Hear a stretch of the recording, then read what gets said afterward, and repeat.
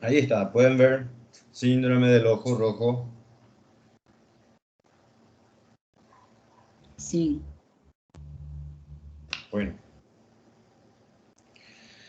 hoy entonces vamos a volver a tocar en esta gran síndrome clínica oftalmológica con un poco más de énfasis en lo que es la episcleritis y la escleritis, que son diagnósticos diferenciales que la episcleritis son comunes y la escleritis son un poco más graves, que llaman un poco más la atención y necesitan la evaluación por un oftalmólogo. Nosotros debemos reconocer los signos y síntomas de cada uno de ellos para poder darle un diagnóstico diferencial a los enfermos y para que podamos actuar de manera eficaz a punto de no producir daños permanentes al paciente ni tampoco daños intermitentes, ¿verdad?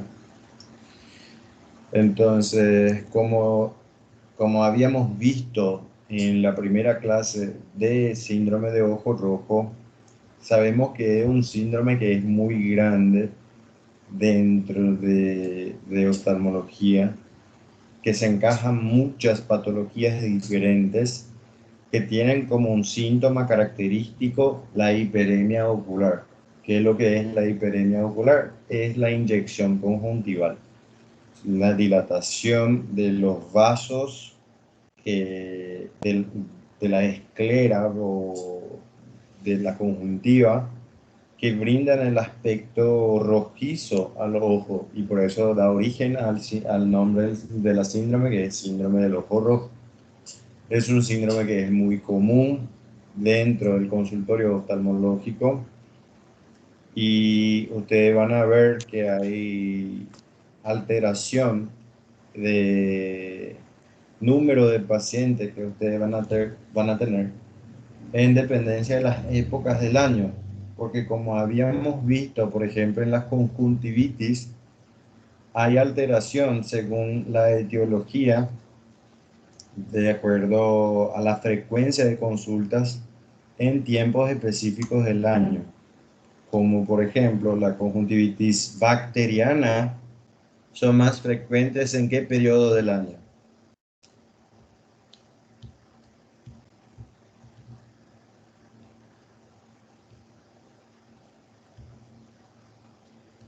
Alguien, contéstame. Verão, época de calor. Sí, las conjuntivitis bacterianas tienen una predisposición para aumentar en frecuencia en tiempos de calor, el verano, ¿verdad? Las alérgicas, por ejemplo, son más primaverales y las virales son más frecuentes en épocas frías. Entonces, de acuerdo a cada periodo del año, podemos ver un incremento en el motivo de consulta en oftalmología por síndrome de ojo rojo. Por se tratar de un síndrome que es tan grande, que tiene tantas enfermedades dentro de esta síndrome, debemos descartar algunos diagnósticos de manera más rápida posible porque son los diagnósticos que son los que llamamos de urgencias oftalmológicas en el síndrome de ojo rojo. Vamos a ver que hay síntomas y signos que se presentan en este caso de urgencias oftalmológicas que debemos, en presencia de estas entidades clínicas, debemos solicitar y remitir el paciente a atención oftalmólogo de inmediato, porque sabemos que hay consecuencias graves y permanentes para el paciente en caso de no haber un diagnóstico adecuado. Debemos manejar los diagnósticos diferenciales dentro del síndrome de ojo rojo y poder iniciar el tratamiento antes de un tiempo prolongado de exposición a la enfermedad para evitar secuelas. Entonces debemos hacer el diagnóstico diferencial de estas urgencias oftalmológicas porque una conducta errónea dentro de los cuadros de la síndrome pueden empeorar el cuadro oftalmológico del paciente y generar secuelas de por vida en el paciente. Entonces, ahí te dice que de manera de la clínica general de las enfermedades del síndrome de ojo rojo, no existe una, una constancia en las alteraciones clínicas, una vez que es una variedad enorme de enfermedades que se encuadran dentro de esta síndrome. Entonces, hay alteraciones clínicas que pueden estar presentes o no en distintos cuadros clínicos dentro de la síndrome de ojo rojo. La única cosa que sí va a estar presente en todas las enfermedades que se clasifican en esta síndrome es la hiperemia ocular. Entonces, por ejemplo, en un glaucoma agudo de ángulo cerrado, además de la hiperemia ocular, el paciente pasa por un dolor ocular intenso que provoca vómitos, provoca decaimiento general del estado general del paciente. Mientras que en una conjuntivitis que generalmente no cursa con dolor intenso, aún así puede presentarse con dolor y no es un dolor tan intenso a punto de modificar el estado general del paciente. Y en la blefaritis no cursa con ningún tipo de dolor porque la afectación es superficial, entonces no viene con dolor a punto de molestia, no hay un punto álgido de la enfermedad. Y todas ellas se encajan dentro de esta síndrome. Entonces los signos o síntomas que el paciente puede tener son variables. La presencia o ausencia de un signo no siempre es constante. Es decir, pueden presentarse o no en dependencia del cuadro. Incluso dentro de la misma patología, como es la conjuntivitis, por ejemplo, hay pacientes que pueden cursar sin dolor, mientras que hay pacientes que llegan con motivo de consulta de dolor ocular en el mismo cuadro clínico de conjuntivitis bacteriana, por ejemplo.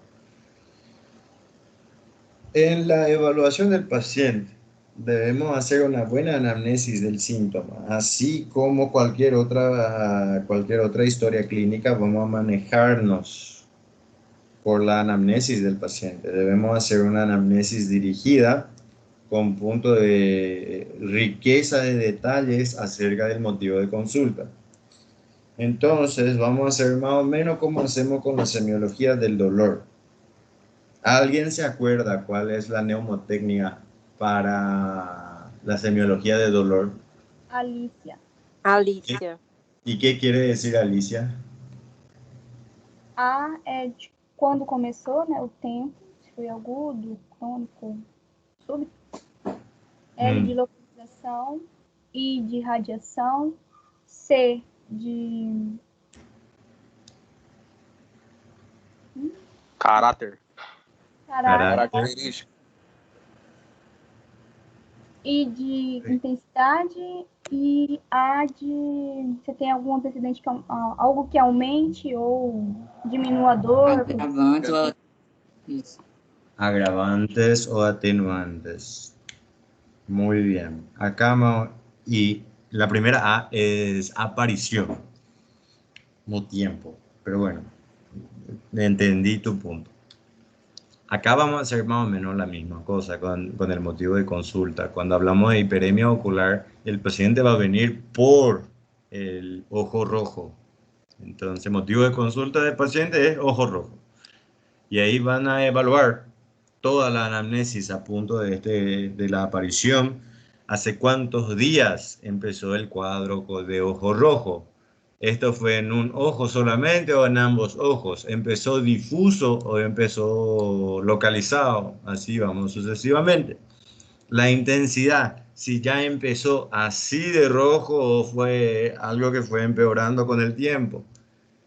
Carácter, si tiene dolor, el paciente le podemos decir también que el paciente va a referir si es un dolor como cuerpo extraño, si es algo que le molesta como si hubiera algo hincando, como un dolor lancinante y así sucesivamente. Y radiación acá no vamos a tener, pero si hablamos de dolor, en el caso de una uveitis, por ejemplo, la uveitis tiene dolor ocular intenso que puede irradiar a la cara. Entonces, el paciente refiere eso, que inició el dolor en su ojo y ahora ya le duele toda la cara. Y le podemos preguntar también de agravantes o atenuantes. ¿Qué se hizo para mejorar el dolor? Que generalmente te dice luego que usó gotitas, que usó un colirio específico y ustedes tienen que preguntar qué colirio fue el que usó. Entonces la anamnesis debe ser hecha más o menos con el mismo esquema. Síntomas asociados, claro. ¿Cómo se hace en una historia clínica? Viene por ojo rojo, de inicio en tal. Hacemos toda alicia de ojo rojo y podemos decir que se suma al cuadro secreción purulenta en ambos ojos o qué sé yo, náuseas y vómitos en tantas oportunidades, así como en una historia clínica normal, vamos a decir así. Frecuencia y repetición serían los antecedentes patológicos personales. Si eso ya ocurrió alguna vez, cómo fue el cuadro, cómo se resolvió, cuál fue el diagnóstico que se le dio. Histórico de contacto con sustancias alergenas. Esto principalmente en casos en pacientes que tienen trauma de diferentes etiologías. Lentes de contacto sería un cuerpo extraño, el uso de colirios, hasta enfermedades sistémicas, porque hay enfermedades sistémicas que se manifiestan con alteraciones oculares. Por ejemplo, a la propia la escleritis puede ser una manifestación de una enfermedad sistémica, principalmente las enfermedades que son del tejido conectivo. Entonces, debemos siempre manejarnos de acuerdo a eso. En pacientes que son hipertensos, por ejemplo, es una enfermedad sistémica, son más susceptibles a eventos de hemorragia subconjuntival idiopática. Entonces siempre es interesante hacernos la colección de datos lo más rico en detalles posible. Señales de alarma. Isso daqui é o que cai na prova quanto a urgência de olho vermelho. Serían los signos de alarma que pueden presentarse a nivel local o sistémico que van a clasificar la afección que tiene en ojo rojo peligroso, en urgencia oftalmológica. Cuando presenta cualquiera de estas alteraciones, se debe hacer remisión inmediata al servicio de oftalmología. Si el paciente, además de la hiperemia ocular, presenta dolor ocular intensa, pérdida súbita de la visión, anomalías tanto corneales como pupilares, la cronicidad del evento y la cirugía reciente oftalmológica, obviamente, se considera como una urgencia en ojo rojo y debemos remitir inmediatamente el paciente a un servicio de oftalmología. Então, se eu perguntar lá, qual desses não é um sintoma de alarme? Se eu colocar, sei lá, dor ocular intensa, perda progressiva da visão, anomalias corneais, anomalias pupilares, cronicidade do evento e cirurgia recente, o que não é uma perda progressiva da visão. É agudo, é brusca a perda de visão, que é um sintoma de como é? Olho vermelho perigoso. Ahora vámonos a la esclera, a la escleritis propiamente dicho. ¿La esclera qué es? La esclera, si ustedes se acuerdan, es parte de la capa fibrosa del globo ocular. Es el blanco, la parte blanca del ojo. Y está compuesto fundamentalmente por colágeno otra vez.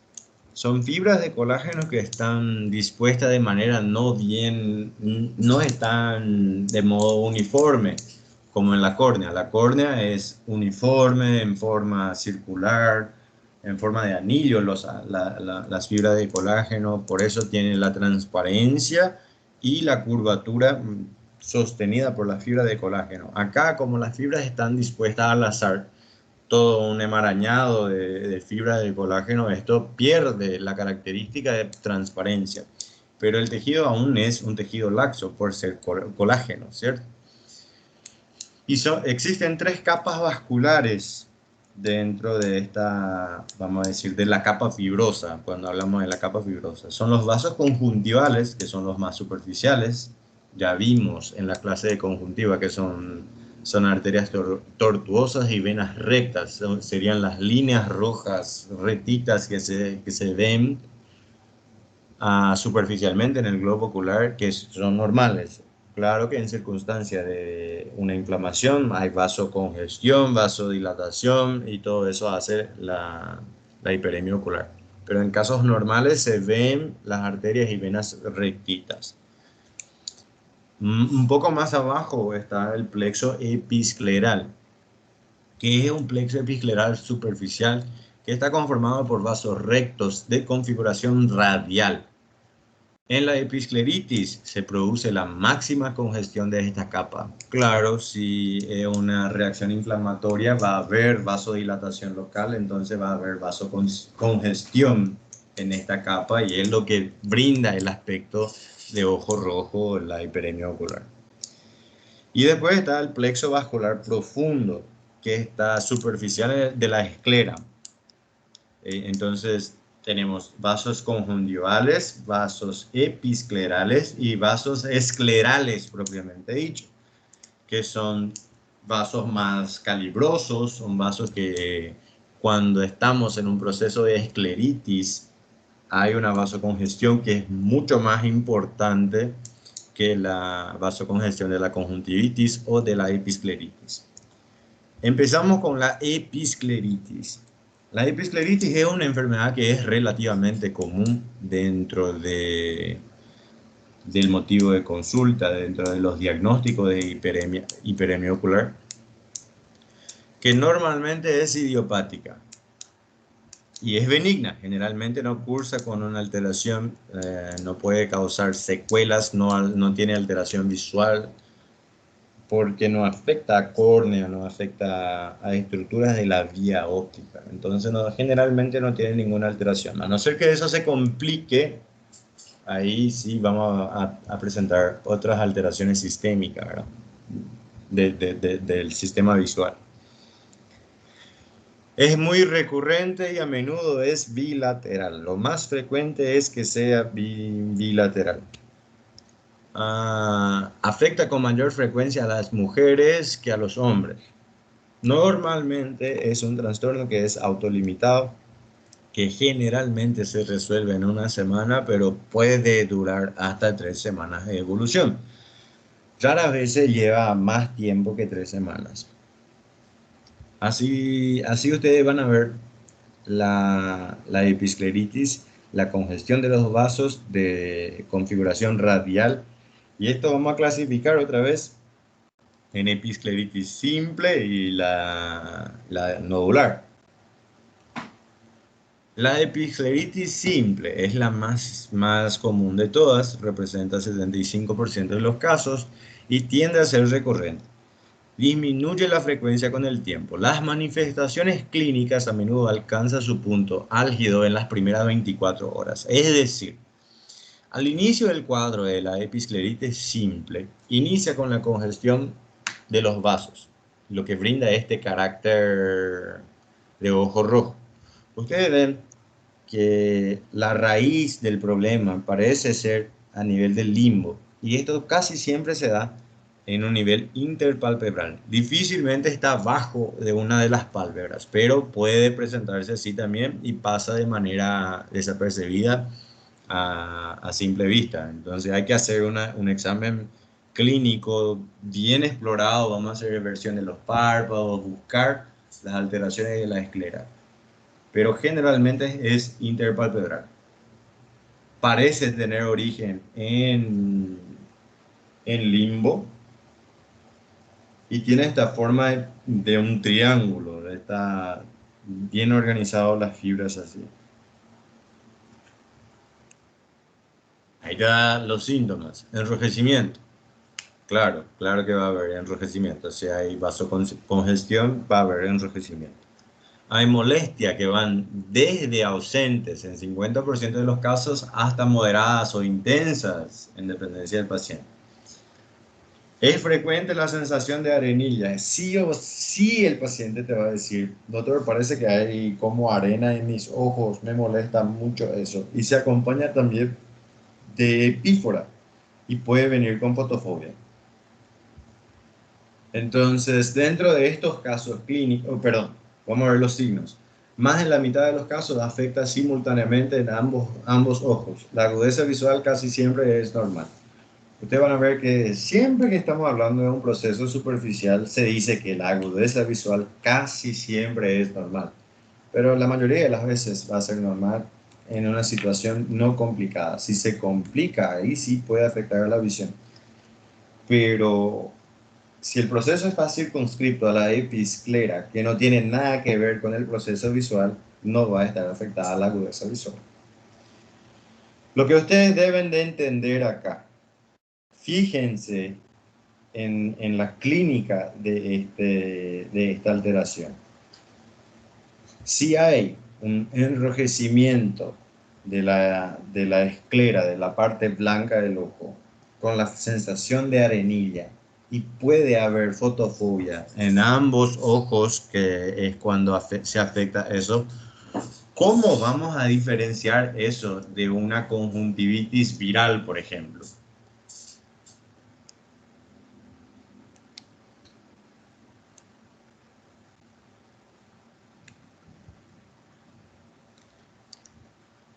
Alguém tem alguma ideia? A presença de produção de muco? Muito bem, muito bem.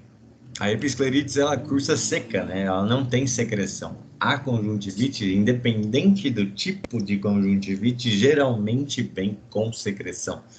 Então, se for uma bacteriana, vai ser uma secreção purulenta. Se for a clínica, vai ser uma secreção... A viral, perdão, vai ser uma secreção mais mucosa, mais esbranquecenta. Se for alérgica ou irritativa, vai ter uma mais aquosa, é mucosa, porém com aspecto mais aquoso, como se fosse uma epífora, mas sim ou sim vem com secreção. A episclerites, ela é seca, né? Ela pode vir com epífora franca, que você vê o filme lagrimal aumentado, nosso paciente está lacrimejando o tempo inteiro, porque é um negócio que está incomodando, ele está com a sensação de areia dentro do olho, mas ele não vem com secreção, nem purulenta, nem mucosa. Ahí te dice que la hiperemia puede ser sectorial o difusa. A menudo presenta distribución interpalpebral. Generalmente está interpalpebral y es visible. En forma de triángulo con base en el limbo. Y la quemosis, la hipertensión ocular, la uveitis anterior y la queratitis son todas complicaciones raras en esta situación de la episcleritis. Generalmente son de curso benigno, autolimitada, que no cursan con ninguna complicación visual.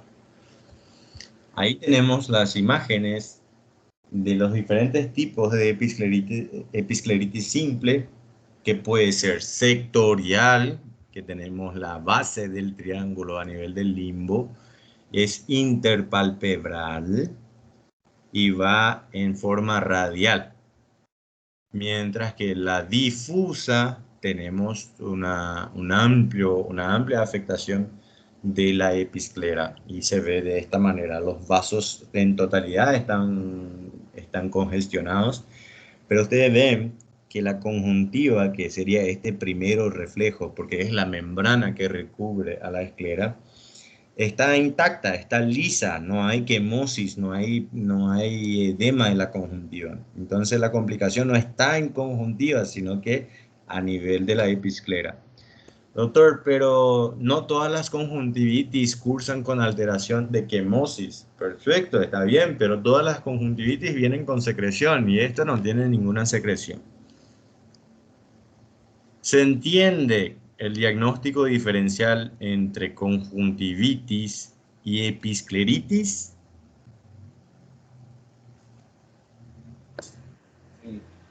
Sí. Dale. Después tenemos la episcleritis nodular. También es un fenómeno que afecta más a las mujeres.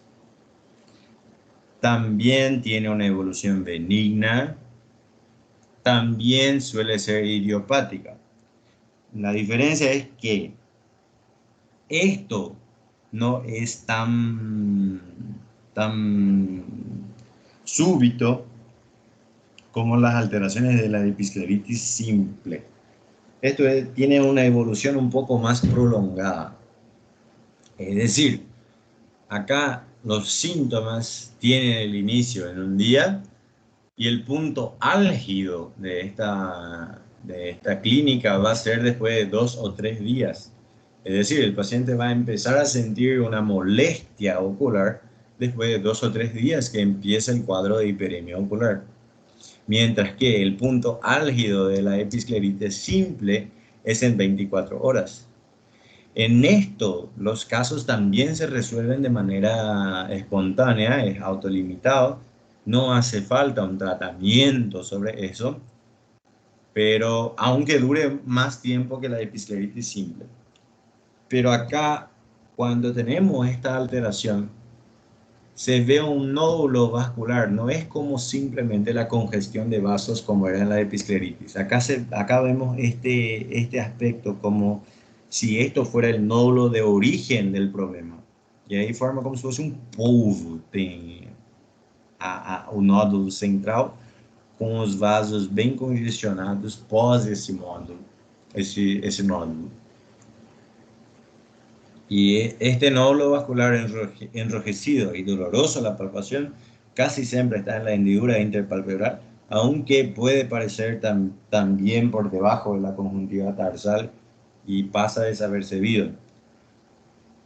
Después de varios episodios de esta episcleritis, los vasos inflamados pueden demostrar una dilatación permanente. Tratamiento de la episcleritis. Vocês entendem o que eu falo quando é interpalpebral? Entende o conceito de interpalpebral?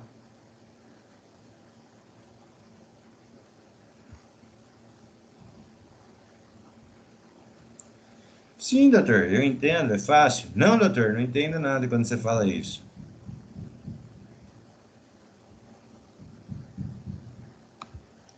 Aqui a gente tem uma pálpebra.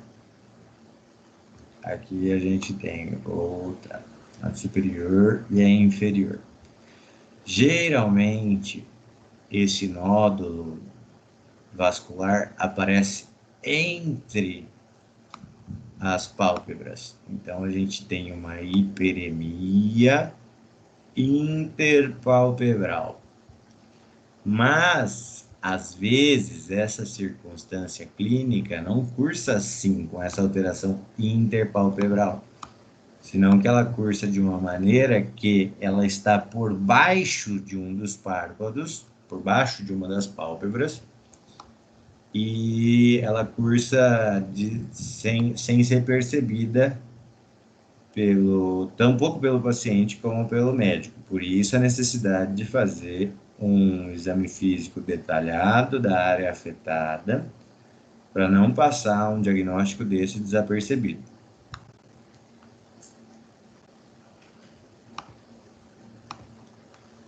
¿Cómo vamos a tratar el tema de la episcleritis?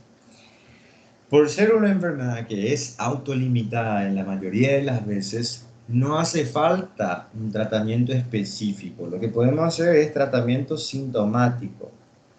Y es idiopático. Si es idiopático no sabemos la causa, luego no podemos tratarle específicamente la causa, porque no conocemos la causa. Entonces le podemos indicar compresas frías que hacen vasoconstricción, disminuye el proceso inflamatorio local. Y también le podemos instilar lágrimas artificiales con nafazolina también, que tiene el efecto vasoconstrictor y disminuye la vasocongestión local. ¿Cómo le vamos a indicar la nafazolina? Le podemos indicar con el contenido de una gota oftálmica en cada ojo afectado a cada 4 horas. Es un límite mínimo que le podemos importar, máximo, ¿verdad? Pero si el efecto de la nafazolina es eficaz a punto de mantenerse por 6 horas o más, le podemos cambiar el intervalo de dosis.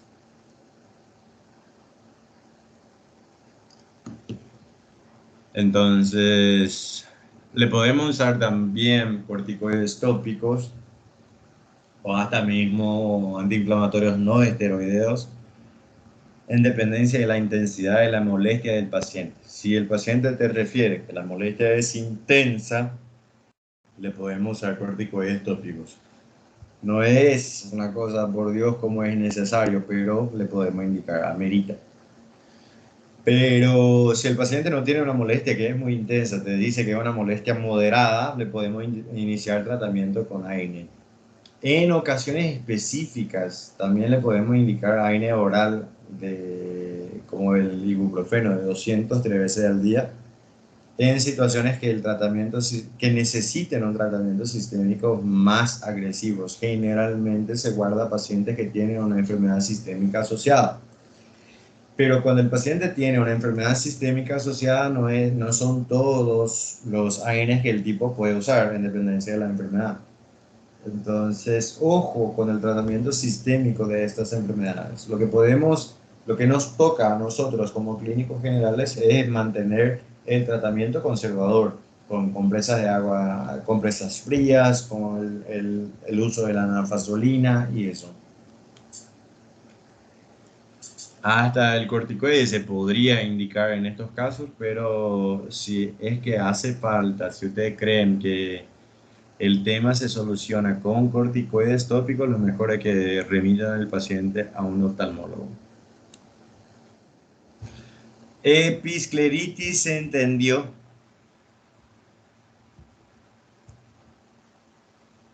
Sim, doutor. Ninguna duda.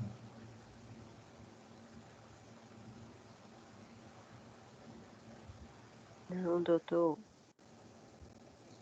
Então a gente coloca aí, vamos fazer tipo um resumo rápido. O que é episclerite? É a inflamação da episclera. O que é a episclera? É o tecido subconjuntival. Como que ela acontece? Etiologia é idiopática. Então acontece por N motivos, que pode ser secundário, mas ela é idiopática.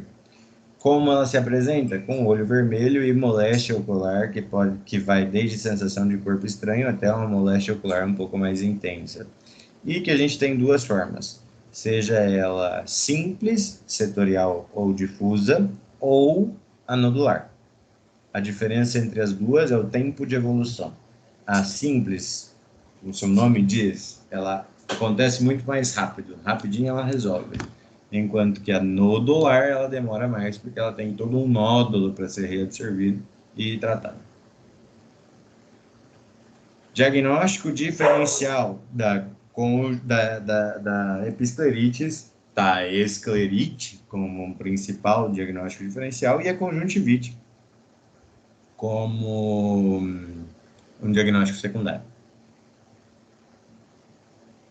Beleza?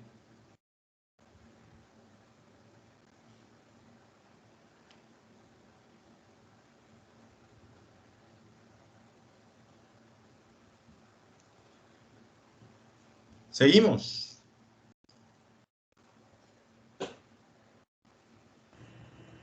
Sim, doutor. Entramos en lo que es la escleritis.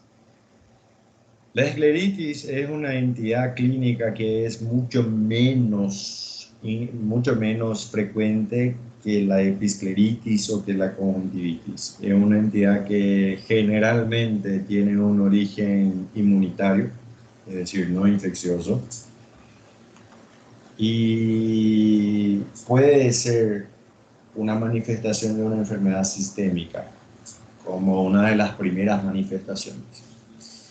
La escleritis es mucho menos común que la episcleritis y comprende un espectro que va desde una enfermedad trivial, que es autolimitada, hasta un proceso necrosante que puede afectar a los tejidos adyacentes y amenazar a la visión. Es decir, la escleritis por sí no tiene ninguna complicación. Si tratado de manera adecuada, no tiene ninguna complicación.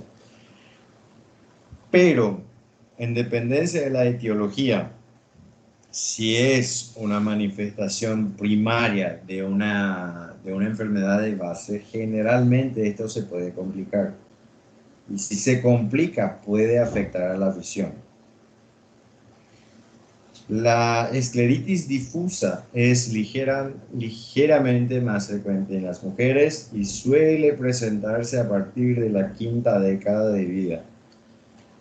Yo he visto una vez en mi vida una escleritis y es algo que te llama muchísimo la atención.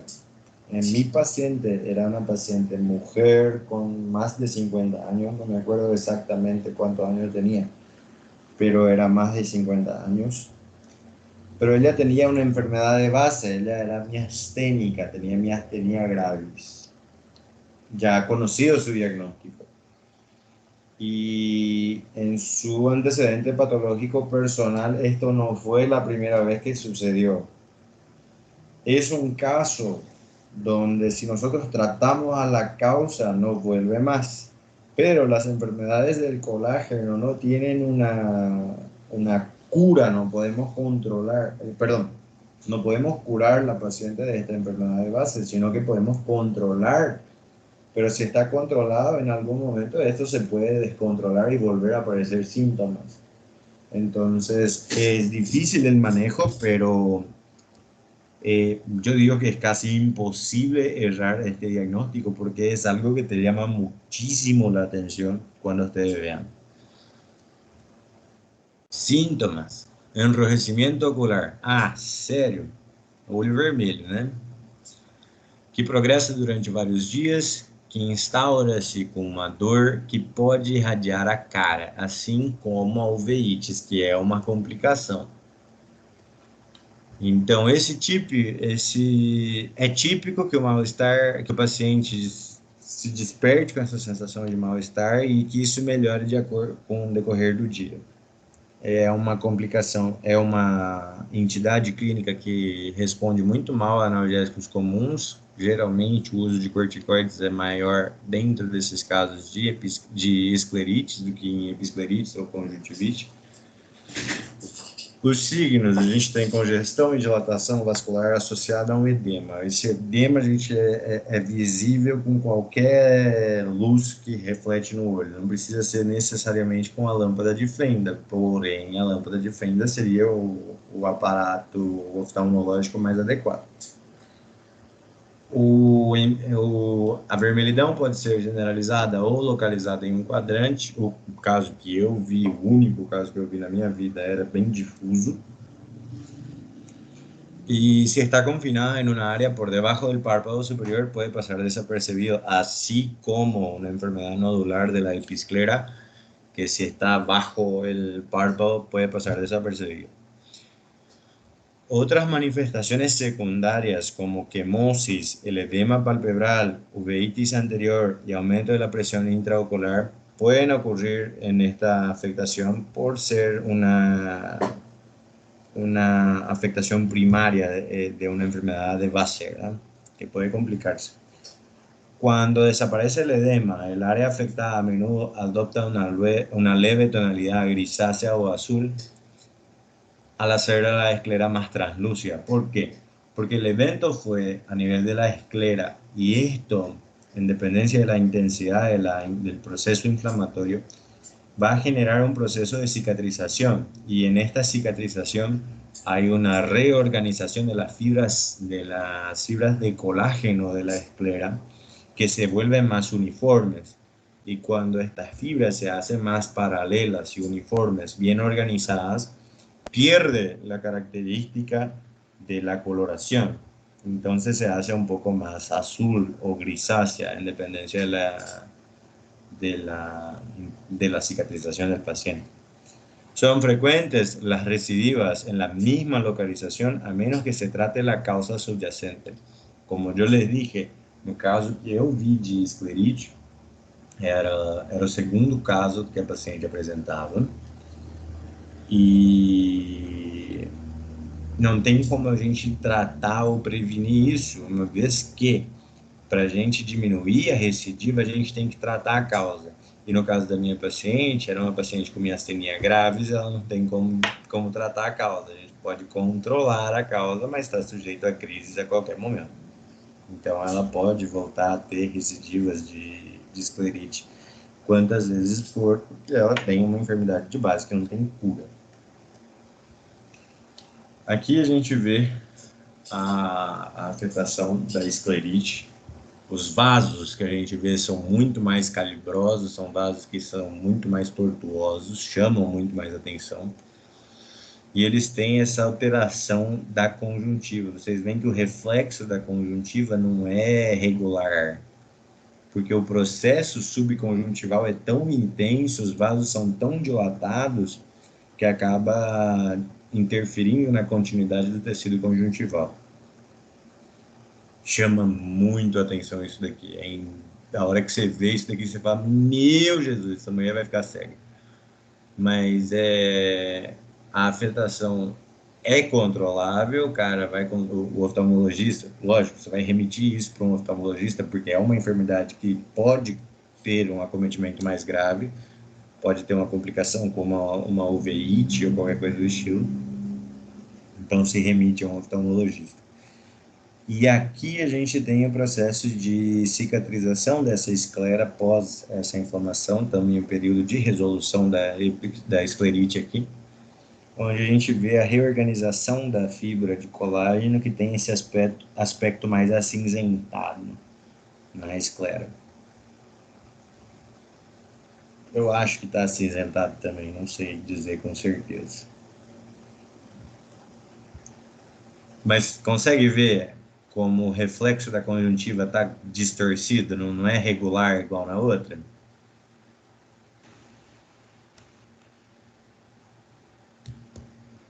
Sim. Vamos ver, tem outra imagem aqui que dá para ver melhor, que é com lâmpada de fenda. Isso daqui é com luz normal, luz de qualquer lanterninha, só para ter uma ideia do reflexo. Mas tem uma aqui com lâmpada de fenda. Bueno, y está también el tipo de la escleritis nodular. La nodular es la incidencia de la escleritis anterior, nodular y difusa es la misma, pero un número desproporcionadamente mayor de pacientes con la forma nodular han sufrido ataques previos de herpes zóster oftálmico. La edad de comienzo es similar, después de la quinta década de vida. ¿Cómo presenta la clínica? Básicamente la misma cosa, viene con un dolor de instauración gradual, con un enrojecimiento creciente, molestia a la palpación del globo ocular, y la aparición del nódulo escleral es lo que cambia acá. Sería más o menos como la episcleritis, que hay la difusa y la nodular. Acá también la escleritis la misma cosa, tenemos la difusa y la nodular. Signo. Puede haber uno o varios nódulos a nivel de la esclera, que casi siempre están en la zona interpalpebral cerca del limbo. Tiene un color rojo azulado más profundo que los nódulos episclerales, y la diferencia de la episcleritis en el aje de la lámpara de Niura muestra la elevación de la esclera anterior, y vamos a ver la irregularidad de la conjuntiva. Al remitir la inflamación del nódulo, la esclera se va volviendo más translúcida por el mismo proceso de cicatrización. Cuando estamos en un proceso de remisión del cuadro, hay el proceso de cicatrización y reorganización de las fibras de colágeno que dan este aspecto más translúcido para la fibra.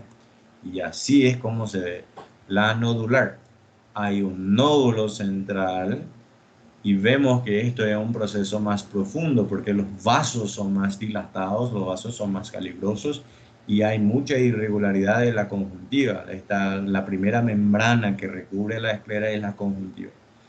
Entonces, como el proceso es más intenso, hay mucha irregularidad a simple reflejo. Isso aqui a gente está examinando com uma lâmpada, uma lanterninha normal, uma lanterna clínica. Está batendo a luz ali e está vendo que o reflexo conjuntival é muito irregular. Y al examen de lámpara de hendidura, así se ve el reflejo de la conjuntiva. Es totalmente irregular y bajo esto están los vasos súper dilatados, son vasos calibrosos, tortuosos, que dan este aspecto de la escleritis. Esto también tarda un poco más en solucionarse por ser la nodular, pero generalmente cede bien con los antiinflamatorios corticoides. Entonces, ¿qué es lo que es la escleritis? Uno, es la inflamación de la esclera, ¿verdad? Fisiopatología puede ser un proceso autolimitado, un proceso trivial autolimitado, pero también puede ser la primera manifestación de una enfermedad sistémica. ¿Cuáles son las enfermedades sistémicas más frecuentemente concomitantes con la escleritis? Las enfermedades de tejido conectivo, sea un lupus, sea artritis reumatoide, la granulomatosis de Wegener, síndrome de Reiter, cualquier cosa del estilo. Puede ser de origen postinfeccioso, sea por herpes zóster oftálmico, como por sífilis secundaria. Y hay procesos que son menos frecuentes, como la tuberculosis, la sarcoidosis, hipertensión y eso. ¿Cómo se presenta? Dos tipos. Está la difusa y la nodular, pero el cuadro clínico cursa con un dolor intenso y continuo. Son características más proeminentes que la episcleritis. Puede irradiarse, el dolor puede pasar a molestia de cara, sobre todo sobre la encella o la mandíbula, que es de un inicio gradual, pero la evolución es intensa. Inicia un dolor moderado, leve, pero pasa un dolor intenso. Factores de riesgo serían las patologías conocidas, patología de base, la infección por herpes zóster, oftálmico, sífilis, un estado postquirúrgico ocular, obviamente. Al examen físico vamos a ver la turgencia de los vasos esclerales y la conjuntiva va a estar afectada, va a haber esta irregularidad de la conjuntiva. En periodos más tardíos de la enfermedad vamos a presentar la coloración azulada o grisácea de la esclera, que sería un proceso cicatricial, y puede presentarse con nódulos esclerales. Para el abordaje diagnóstico se hace bien la anamnesis, principalmente con antecedente patológico personal, y la realización de lámpara de hendidura para evaluación de la esclera. En estos casos, especialmente, como hay esta afectación de primera manifestación de una enfermedad sistémica, podríamos indicar para estos pacientes que padecen de una escleritis, análisis laboratoriales más precisos, como en caso de sospecha de sífilis le podemos hacer BDRL o FTA-BS, Podemos hacer factor reumatoide, podemos hacer FAM en sospecha de un lupus. Hay diferentes marcadores que podríamos pensar en hacer, pero no necesariamente vamos a hacer en nuestra conducta general. Y ahí entramos en los diagnósticos diferenciales. Hasta acá, ¿alguna duda?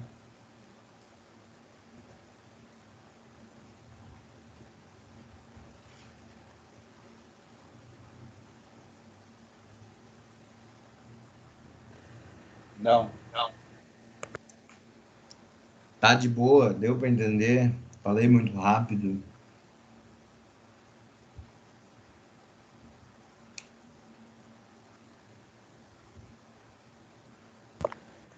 Tá de boa, doutor. Beleza. Seguindo então com os diagnósticos diferenciais dentro da síndrome de olho vermelho, vamos classificar ele em diagnósticos diferenciais comuns e incomuns. A gente tem a triquiase, que seria o quê? Alguém se lembra o conceito de triquiase? Ou triquiasis?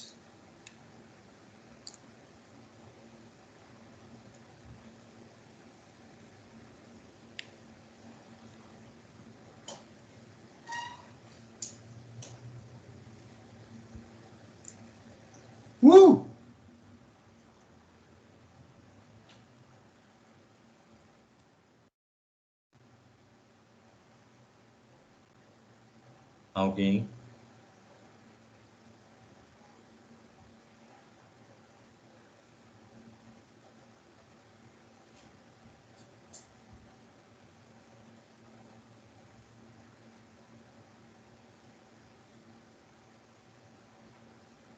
Gente, alguém conversa comigo, ó.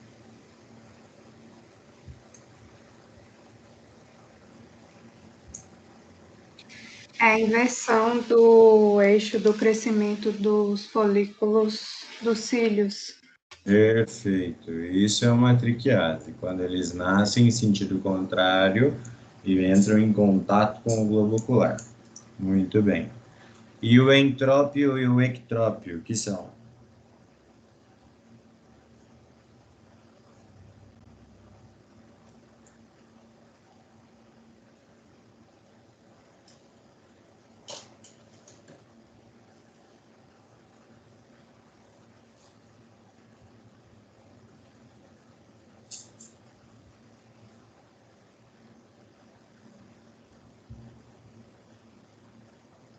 Ixi, estamos mal hoje, hein?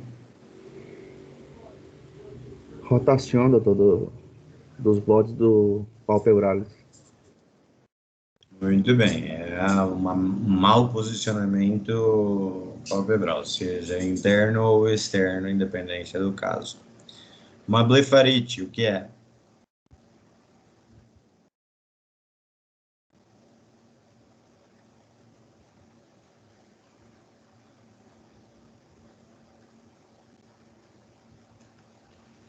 Inflamação palpebral, doutor? É inflamação do borde livre palpebral. Muito bem. Síndrome do olho seco é caracterizado pelo quê?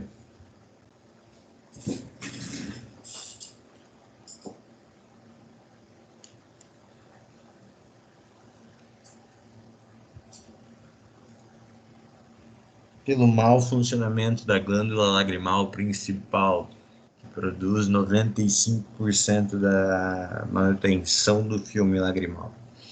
Corpo estranho conjuntival e subtarsal. Todo e qualquer corpo estranho em contato com o globo ocular gera uma reação inflamatória local que cursam com a vasodilatação local, que dá o diagnóstico de síndrome do olho vermelho. É muito comum.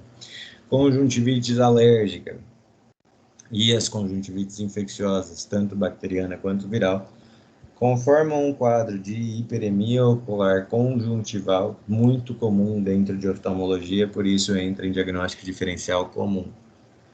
A hemorragia subconjuntival não traumática é aquela geralmente de origem idiopática, porém tem associação com enfermidades de base, como principalmente a hipertensão arterial, que também cursam de maneira regular dentro das consultas oftalmológicas e por isso se classifica como um diagnóstico diferencial comum. A parte disso, a gente tem os diagnósticos diferenciais em síndrome do olho vermelho, que são um pouco mais incomuns ou menos frequentes do que esses outros diagnósticos que a gente viu, como a conjuntivite por clamídia, que geralmente se faz presente em pacientes que são imunossuprimidos ou imunodeprimidos. A conjuntivite neonatal, que também se faz frequente, muito frequente em pacientes que não fizeram acompanhamento pré-natal adequado e teve uma transmissão vertical de sífilis neonatal. Trauma químico infrequente na população geral, porém frequente dentro dos grupos de trabalhadores que trabalham em contato com substâncias químicas. A uveíte anterior e o glaucoma agudo de ângulo fechado são alterações clínicas que cursam também com hiperemia ocular, porém são mais incomuns e são consideradas urgências oftalmológicas. Dentro de cada uma dessas, a gente vai classificar as etiologias segundo as causas da síndrome de olho vermelho, tendo em mente os anexos com a triquíase primeiro, que, como disse a companheira, é a desviação posterior dos cílios em relação ao seu local normal de origem. Tem o entrópion e o ectrópion, que, segundo o companheiro, são rotação do borde interno do pálpado, do borde livre do párpado, seja interna ou externa. E a blefarite, que, como disse o companheiro, é a inflamação do borde livre do párpado. Aqui a gente tem imagens que demonstram cada uma dessas afetações. Isso daqui a gente vê a formação de uma secreção lipídica mais espessa do que o normal, seria uma alteração da secreção da glândula de Meibomian, com ausência de cílios e a formação de costras por debaixo desses folículos, com signos inflamatórios a nível da pálpebra. A gente vê um edema, a gente vê uma hiperemia palpebral. Esse daqui seria um quadro de blefarite. Aqui a gente tem um quadro de desviação do eixo de crescimento do folículo dos cílios que estão em contato com o globo ocular. É o que classifica uma triquíase. Aqui a gente tem a rotação externa do borde livre palpebral, é um ectrópion, e aqui a gente tem a rotação interna do borde livre palpebral, é um entrópion. A síndrome do olho seco também se considera uma causa de anexos, uma vez que a alteração aqui é no funcionamento deficiente das glândulas lagrimais principais. Então, não é ocular propriamente dito, é do anexo, que seria a glândula lagrimal, mas também dá origem ao olho vermelho. Depois a gente tem as causas conjuntivais, que dentro delas estão principalmente as infecciosas, bacteriana e viral, e a alérgica. A neonatal é um pouco menos comum na população não, mas no índice geral. Porém, hoje em dia, infelizmente, é uma afetação bastante frequente dentro de neonatologia, por um mau acompanhamento ou insuficiente acompanhamento pré-natal. As hemorragias subconjuntivais também são de causas conjuntivais e o corpo estranho subtarsal ou conjuntival. Aqui a gente tem exemplos da conjuntivite bacteriana, a gente vê a hiperemia ocular com bastante secreção purulenta, então classifica uma conjuntivite bacteriana. Aqui a gente tem um exemplo de conjuntivite por clamídia, que é muito infrequente, porém acomete pacientes que são imunodeprimidos com alguma frequência. E aqui a gente tem um caso de hemorragia subconjuntival circunscripta, não afeta a visão, respeita o limbo, porque está por baixo da conjuntiva, que está circunscrita a recobrir a esclera e não a córnea. Então ela respeita o limbo, geralmente é idiopática, ainda que tenha alguma associação com enfermidades sistêmicas. Aqui a gente tem uma foto um glaucoma agudo de ângulo fechado, que também entra nesse espectro da síndrome do olho vermelho, e deve ser remitido para evitar sequelas importantes, porque esse evento pode levar à cegueira permanente do paciente e vai ser remetido por todas as alterações clínicas que tem, que se enquadram dentro dos sinais de alerta para a síndrome do olho vermelho, que a gente vai ver mais posteriormente aqui nesse mesmo slide ainda. Quando a gente fala desses fatores de risco, esses sinais de alarme, a gente tem que destacar essas patologias. A uveíte anterior, que geralmente o paciente tem um resultado positivo para complexo de histocompatibilidade HLA-B27, tem infecção ativa por TB, sífilis ou sarcoidose, até artrite periarticular crônica.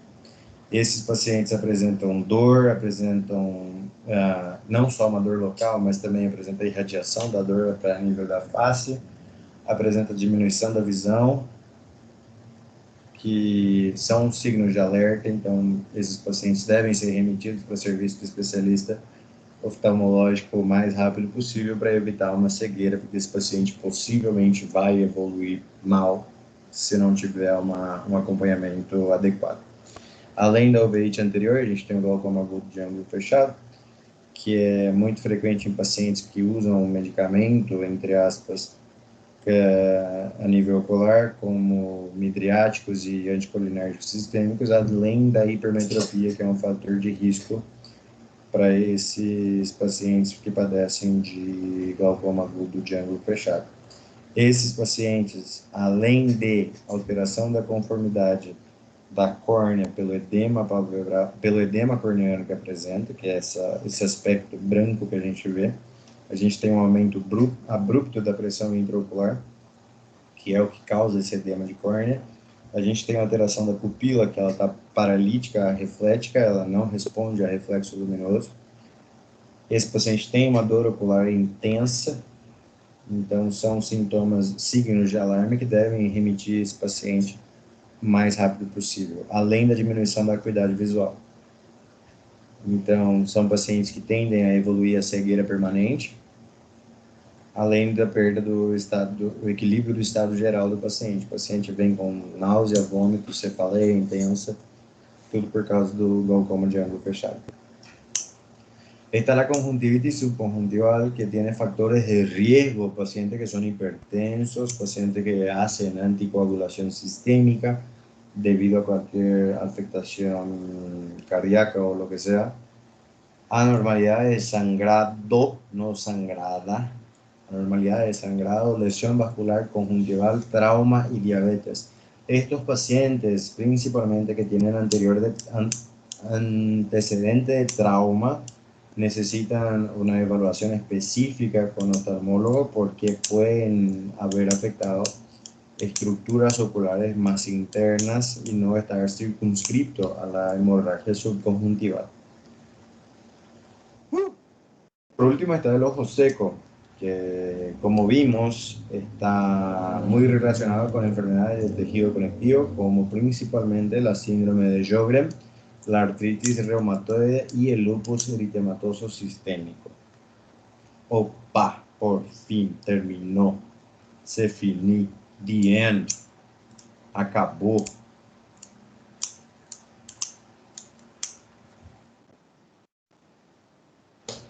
Dúvidas? Não, doutor. Tá suave? Só uma coisa, doutor. Há uma pressão intracraniana, assim, evidente ou não? Pressão intracraniana em que caso, você disse? Não, assim, pode ser na esclerite. Porque ela é mais grave um pouquinho, né? Não, porque o processo fica circunscrito a nível intraorbitário, então não vai afetar o conteúdo craniano. E o orbitário, ele também há uma pressão evidente, assim?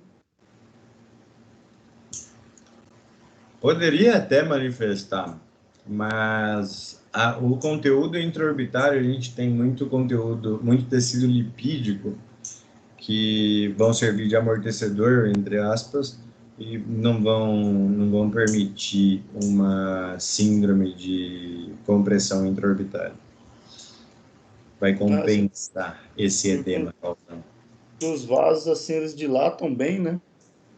Sim. Tranquilo. Mas não acomete, não.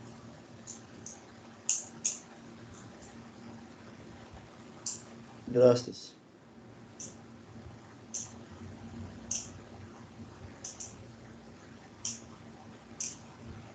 Alguma outra dúvida, comentário?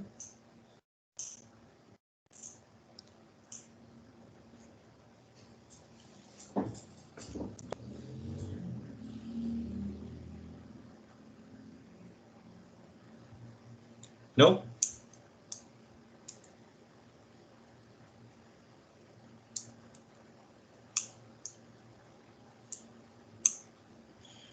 Bueno, entonces, gracias a todos.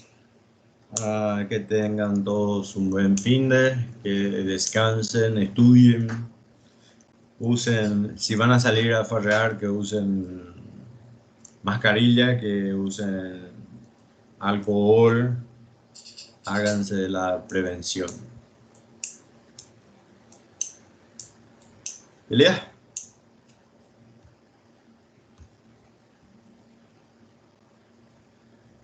É isso aí que eu tinha hoje para vocês. Agradeço a todos, muito obrigado.